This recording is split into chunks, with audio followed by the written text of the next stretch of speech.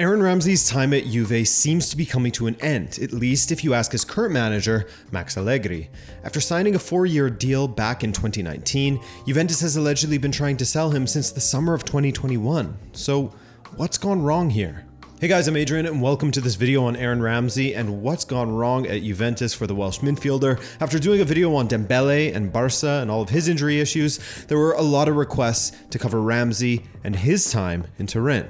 Given the subject of this video and his history, we'll also be joined by Dr. Raj Brar, a doctor in physical therapy and sports scientist who has a great YouTube channel where he breaks down the injuries of all your favorite players, providing potential timelines for return, etc. I've linked to his channel below. Head over and subscribe to get an expert's opinion on injuries and timelines. And with Ramsey looking poised to return to the Premier League, do you think he'd make it into your fantasy football team? Well, you could snap him up. Thanks to our sponsors for this video, Spitch.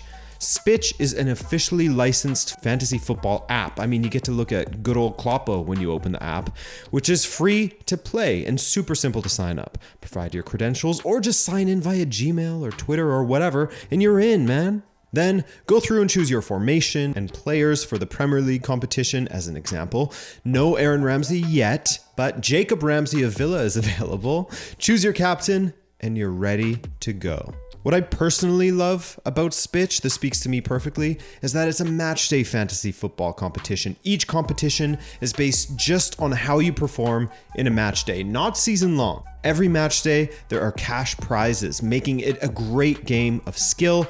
And the way you accumulate points is far more in depth as Spitch takes an analytical approach to things. So try it out for free, register by using the link below, and best of luck.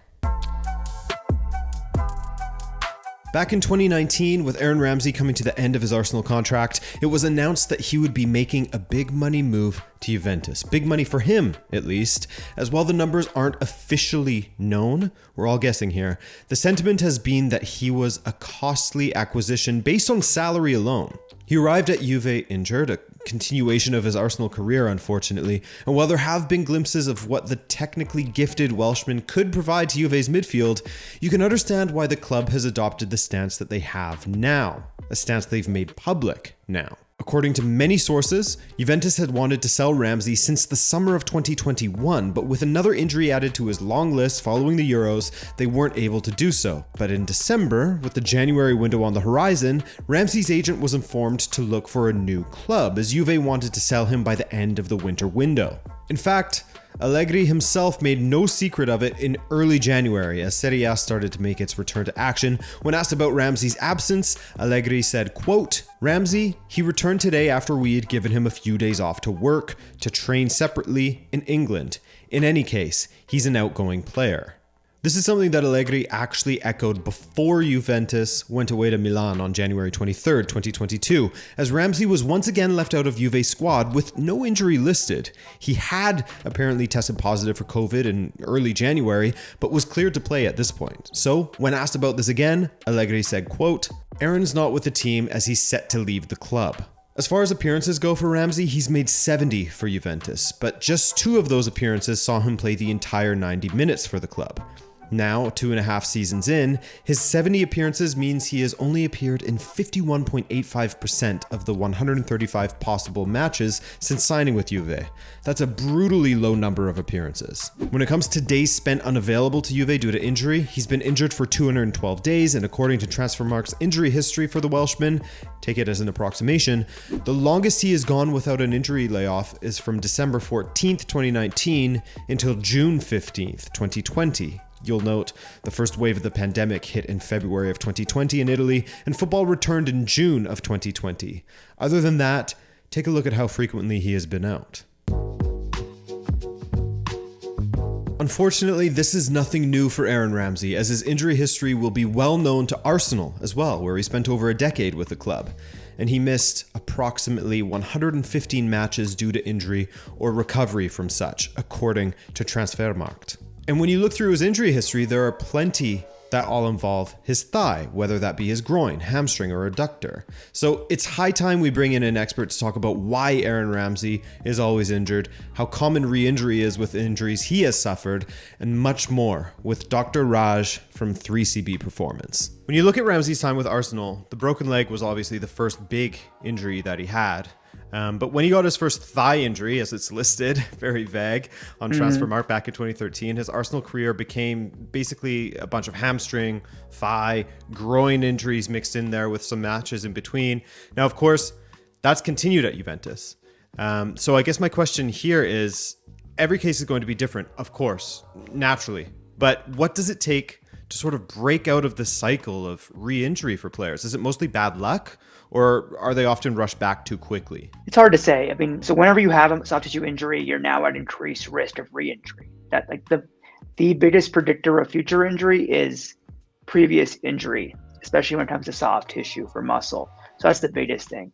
And then you add in fitness fluctuations. So you have a player who has an injury, they're out, let's say, for 35 days. It might not seem like much to an outsider, but you can lose match fitness in like 3 to 5 days, especially if you're looking at lower body injuries. We're not really allowed to do much in terms of conditioning, in terms of strength training. So you have these huge deficits in fitness added to that risk I just talked about. And then as you have a player coming back into return to play and they're increasing intensity, that's another risk factor, right? And that's why you see these guys get into these re-injury cycles constantly, especially with soft tissue injuries, for those three reasons, right? So you come back, you have a soft tissue injury, so you have a higher risk. Your fitness levels are now getting hit, and as you're ramping up. So all three of those things in combination, you pick up another injury, and then you're right back into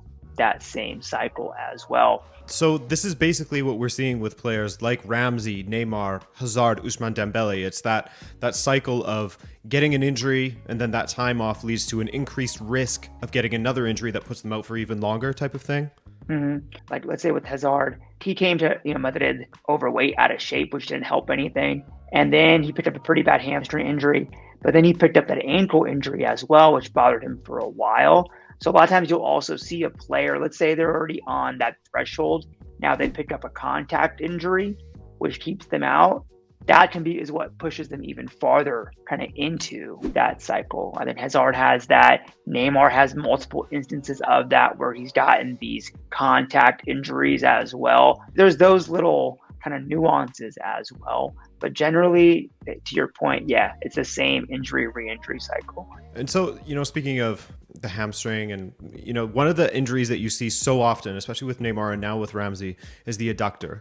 So I think that a lot of people could use some clarification of basically what is it and what role does it play for football players? Why is it such a common injury amongst football players? Yeah, so the adductor, adductor, just to differentiate from the AB, abductor, which is on the outside of the hip. The adductor is on the inside, kind of the thigh. Often whenever you hear a groin muscle injury, it's pertaining to the adductor. So it runs from the inside pelvis area down to the knee. And it's really important for multiple reasons. One, anytime you're actually running, that adductor muscle is firing to help bring that leg forward to what we call a swing phase of running. Whenever you're kicking, that muscle is now firing. Whenever you're moving laterally, that muscle now has to either do the motion with the leg or it's controlling the motion. And so it's pretty much going to be involved in pretty much every footballing activity, and even intricately involved in the high demand ones like high paced running and kicking as well. And so, and deceleration, and even it's also a partial stabilizer of the knee and hip. And so as we know in football, with all the rotation, all the movement that you get, there's going to be a lot of stress through that muscle. The final question here, and of course, this is one that you can't answer 100%, of course, but when you see these players reaching around, 29, 30, 31, and they start to rack up these soft tissue injuries and they continue to pick them up and pick them up and pick them up, Is there anything that can really be done to avoid it, or is it just something that they have to get comfortable with and get used to at this point? So do you mean a player entering into that kind of cycle, or once they're in it? Like these guys, for example, around that 30-year mark, that 27 to 31 sort of mark, they start picking these up far more frequently when you look at Hazard, when you look at Ramsey. Of course, all their situations are different, but I guess what my question is once you get to that age, is it almost like you have to get used to being injured and having to treat this constantly, or is there anything you can do to get out of it? I mean, the biggest way to not get into it is, in the first place, is really comes down to what you've done in the years prior. So like you have got, the guys that you see, like guys like Messi, Cristiano, the reason they get to that age is because the work they put in before. You're talking about from 19, 20, 21. So I think in anything, whether it's football or anything related to age, you really see who took care of themselves earlier on in their life, and it really becomes more prominent within football as you age. You're kind of tell some of those players who did take care of themselves, and that's not always the case, right? Sometimes you can do everything possible, and you'll still pick up one of those injuries. But I think the key thing to what you're talking about, once you do get into that injury re-injury cycle, I think part of it is understanding that sometimes you do have to make some changes to, whether it's lifestyle habits. You have to work even harder with all the variables, things that you might not even, pay attention to before: sleep, nutrition, even, better with nutrition, right? Less stress, thinking about your travel times, all those factors, you really have to dial in even more. I think case in point of that, someone who's done that incredibly well is, Lewandowski. I think there's multiple articles about him and his wife and how they look at like every single variable and how it impacts his playing style. So I think as you age, you have to understand that you have less margin for error, and therefore you have to start looking at what factors can you really start to dial in to help improve that margin for error. I think in Hazard's case, even, he started to really focus on his strength and conditioning, some of his habits off the pitch. And even though he has had some injuries, they haven't been as prevalent as they were early on in his career at Real Madrid. And so that's really the key thing. As you get older, you have to work even harder to be just as fit as you were before. And so that's not an easy thing to do. Especially when you have such a demanding schedule to begin with, Yeah, exactly. And then, the research also shows, like, let's say for hamstring injuries, if I remember correctly, every year you play professional football, there's a 10% year over year increase for a hamstring injury, just because of the fatigue that goes into it. And then now you add in how much we have footballers playing year round, right? With basically zero breaks for a lot of these guys. You have a World Cup thrown into the winter. You have AFCON right now, right? So, their rhythm is completely gone. Their fitness is all over the place. So you throw those variables into the mix, and it becomes even more difficult for a lot of these guys. It's a typical story, and for Ramsey in particular, a very familiar one.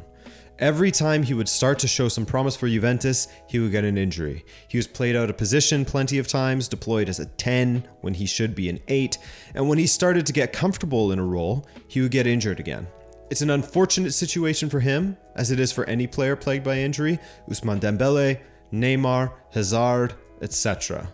I hope you learned something from this video, because I know that I certainly did. As always, a like or subscription is appreciated, and make sure you show Dr. Raj some love over on his channel, linked below, of course. My name's Adrian, this is Rabona TV, and have a great day. Ciao.